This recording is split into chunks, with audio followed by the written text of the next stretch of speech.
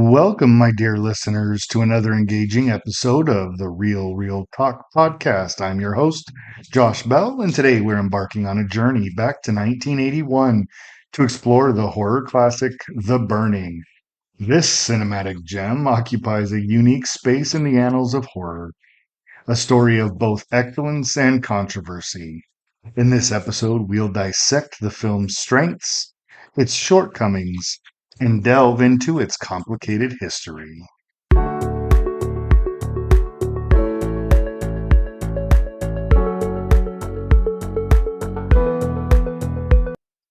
So, to start with the plot, The Burning is a 1981 horror film directed by Tony Maylam.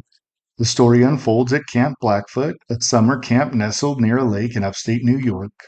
A few years earlier, a prank gone terribly awry left the camp's caretaker, Cropsy, badly burned and disfigured. Now Cropsy is back from the hospital, fueled by a burning desire for revenge. As the campers and staff return to Camp Blackfoot for another summer, they're blissfully unaware of the lurking danger in the nearby woods. Cropsy, brimming with hatred and thirsting for vengeance, embarks on a murderous spree.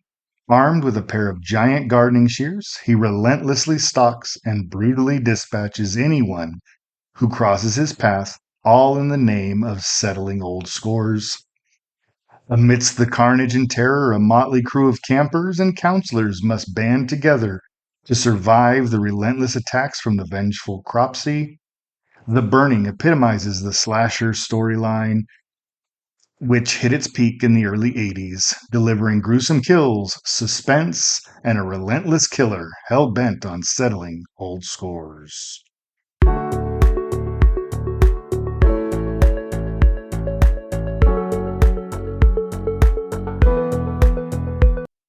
In this segment, let's peel back the layers of The Burning and explore its visual aesthetics, along with the missed chances that prevented it from becoming a horror classic.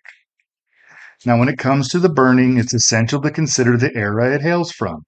The early 80s, a golden age for slasher films, Halloween, Friday the 13th, and The Nightmare on Elm Street were setting the bar for suspense, atmosphere, and unforgettable kills. The Burning had the potential to rub shoulders with these legends, but it falls short, and here's why. The film's visuals, while punctuated by gruesome moments, lack the finesse and artful suspense of genre classics. The atmosphere, a pivotal element in horror, often takes a back seat to a rather formulaic approach to that gore. The camp setting, with its dense woods and eerie lake, could have been a potent backdrop for building tension, but it's underutilized. We've seen what can be achieved with such films with those same setting like Friday the 13th. The potential for suspense was right there, but it wasn't fully tapped into. Now, as far as the cinematography, The Burning doesn't make the most of visual storytelling.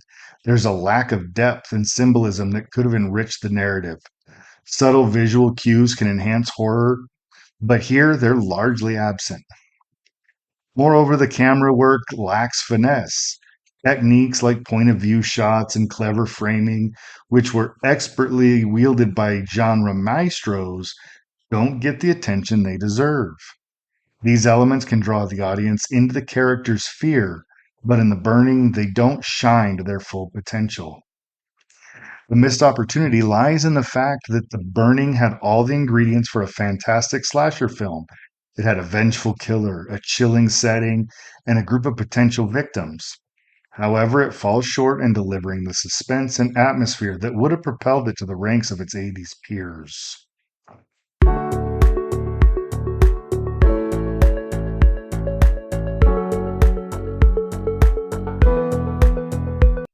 In this segment, we'll delve into a concerning facet of The Burning, and that's its association with the Weinstein brothers, Bob and Harvey.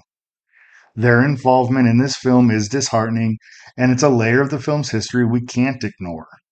But before we proceed, we must address a somber fact. The Burning stands as one of the earliest projects of Bob and Harvey Weinstein in the film industry.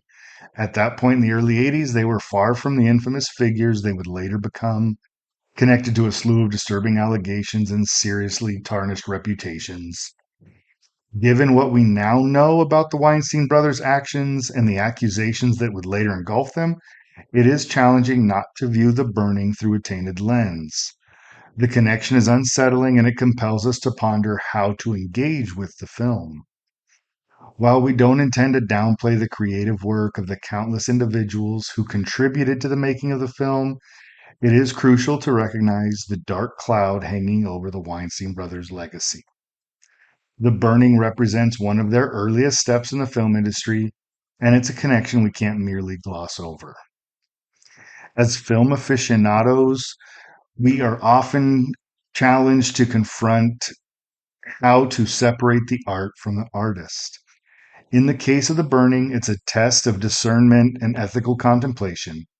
How do we assess a film when its very existence is intertwined with individuals whose actions have inflicted significant harm? It's a dilemma with no straightforward solutions, one that underscores the complexity of the cinematic world, both on and off screen.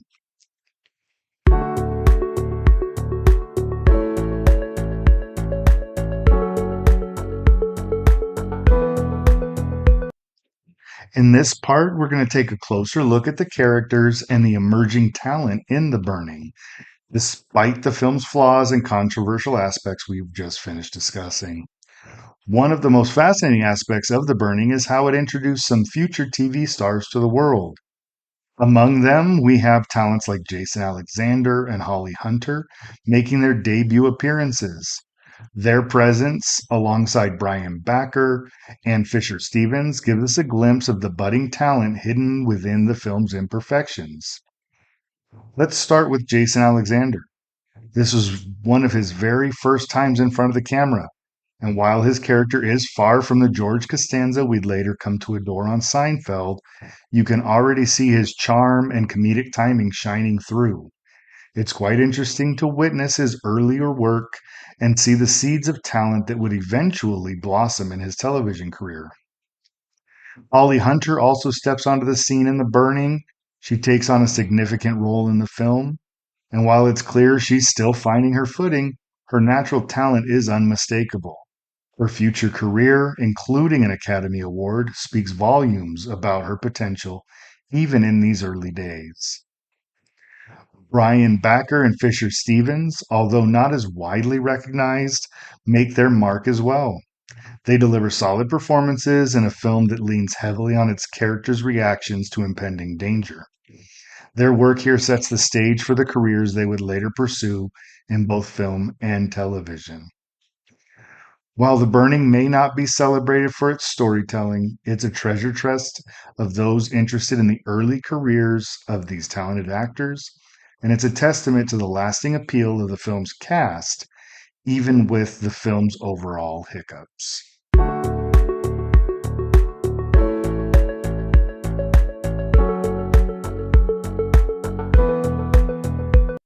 Next up, let's go ahead and dissect the plot and discuss why it falls short in delivering the tension and suspense that define the best horror films.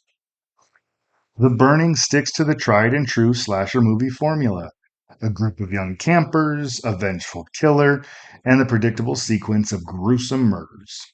While this formula worked wonders for some 80s classics, it didn't quite hit the mark here.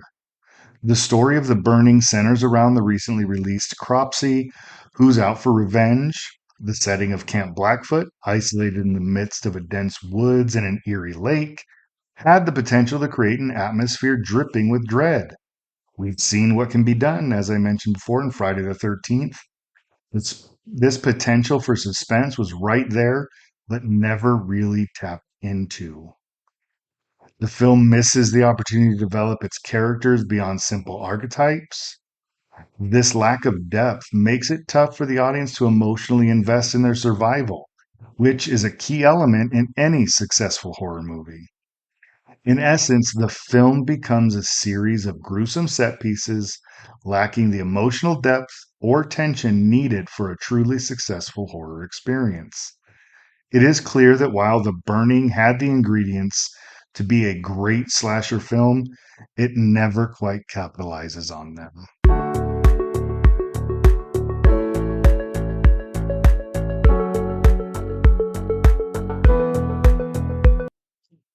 So, in this final segment, let's reflect on The Burning as a whole and discuss its overall rating.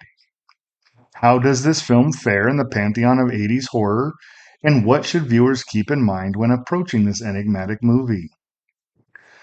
My conclusion is that The Burning is a film with issues, not just because of its controversial production history, but also because it fails to reach its potential as a noteworthy 80s horror entry.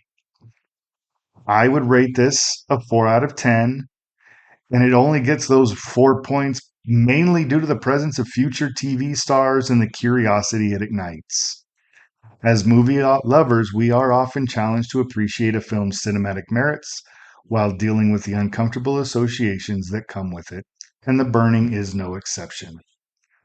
While it isn't destined for greatness, the film remains a reminder of the complexities and challenges within the film industry, both on and off screen. It's a lesson in discernment, urging us to separate the film from its problematic past and recognize the presence of emerging talent within it. It's essential to acknowledge that even in the shadow of controversy, films like The Burning continue to captivate and intrigue audiences. The allure of the horror genre, with its blend of terror and curiosity, is a testament to the enduring appeal of these enigmatic movies. And so, as we wrap up our discussion of The Burning, we encourage you to engage in thoughtful conversations about the ethical dilemmas that sometimes accompany the art of cinema. Remember, even in the darkest corners of film history, there can be a glimmer of talent and a spark of fascination. Thank you so much for being a part of our exploration of The Burning. If you have thoughts, questions, or suggestions, don't hesitate to reach out to us at therealrealtalk@gmail.com.